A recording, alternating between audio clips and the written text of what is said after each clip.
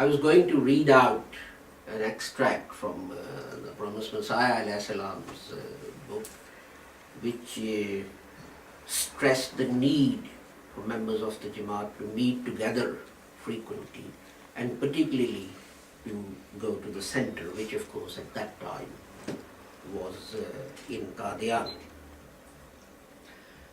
However, this morning I got distracted into watching the wedding between William and Kate to keep the peace in the house. You see, we men have to do all these things for a happy married life.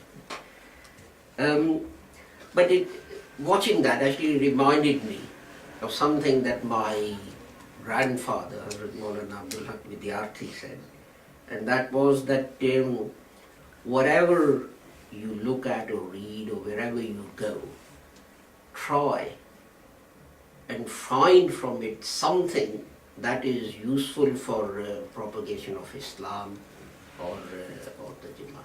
And he said this because when he was in UK one year, we went somewhere and we got some fish and chips. At that time it used to be wrapped in a newspaper. And having had his fish and chips, he then opened up the paper and started reading it. And I asked him why he was doing it, and this was the comment he made, that you can always find something useful for propagating Islam. And there were 2 or 3 things which were extremely useful for propagation of Islam, which came out of this televised broadcast of the wedding. And I put it to you because I believe that if we see people of another religion or people of another country or community doing something that is correct, we should adopt it. And the first thing that struck me was the timekeeping. It was announced that Prince William will leave his house at 10 o'clock.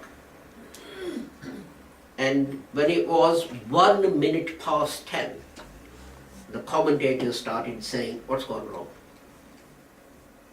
And another one was saying, well, don't panic yet. You know, they built in plenty of leeway or plenty of fat in this. He was 1 minute late. Now, compare this to any Muslim occasion. Wedding, party, birthday, Dars of Quran. Does anyone ever turn up on time? No. People are sitting there waiting for hours and hours. Just think of the accumulated waste of time which could have been spent on doing something useful. And I was amazed that the whole thing, this is getting thousands of people to church from various locations. And remember, you know, it's not like Mustaq and Mazhar and Azhar and so on coming to some function at my house. These are heads of state, the ambassadors, high commissioners. So there had to be proper diplomatic protocol. There had to be proper sequences and so on and so forth. The whole thing started 5 minutes late. And that is getting all these thousands of people there from different locations with all the protocol that was involved, who comes first, who goes later, and so on and so on. Now, not only timekeeping, but all this shows management and organization, which is a skill that for some reason we Muslims seem to lack completely. There is a very vivid saying about someone who can't hold a party in a particular establishment, which is used at this time, which is quite popular amongst the English, but I won't repeat that as it's a Friday khutbah. But we should learn from this and really as far as I'm concerned, they were acting on a verse of the Holy Quran. And that verse says, say your prayers on time. Why does the Quran say, say your prayers on time? Because the Quran is teaching you to live your life. If you say your prayers on time, you'll do other things on time. I mean, our own example, our Jamaat's example, we announced that a general meeting will start at 3 o'clock. The executive, including me, we amble out at 3:40 out of the room having our meeting. Our executive meeting never starts on time.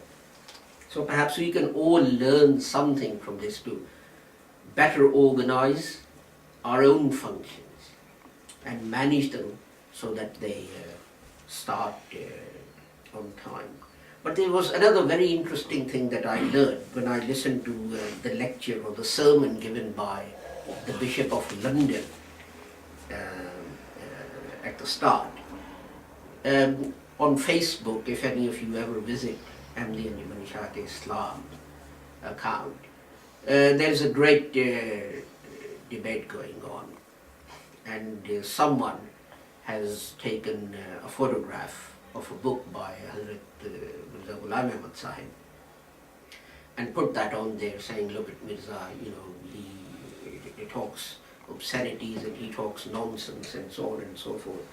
And basically, in summary, what Hazrat Sahib is saying in that extract, that the relationship or the connection between man and God is very similar to the relationship and connection between a man and a woman, a husband and a wife.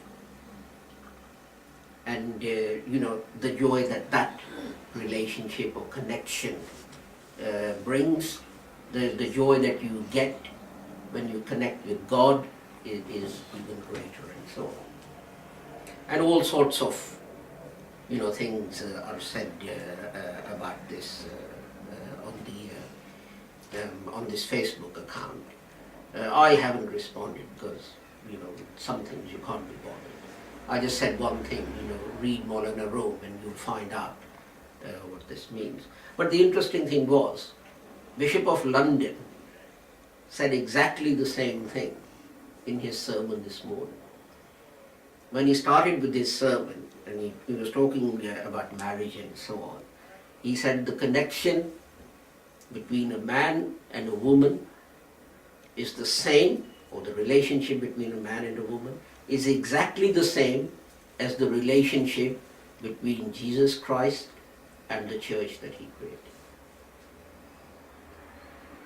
So what's the Bishop of London trying to say?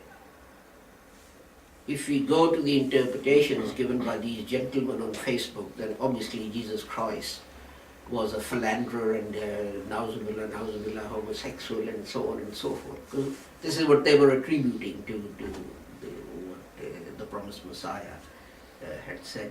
And I was puzzled that a concept, an Islamic concept, this is not essentially a Christian concept, this is an Islamic concept, and it comes from the writings of the Sufis and so on and so forth, that a Christian bishop has managed to understand that. And our own Muslim brothers are ignorant of the same thing.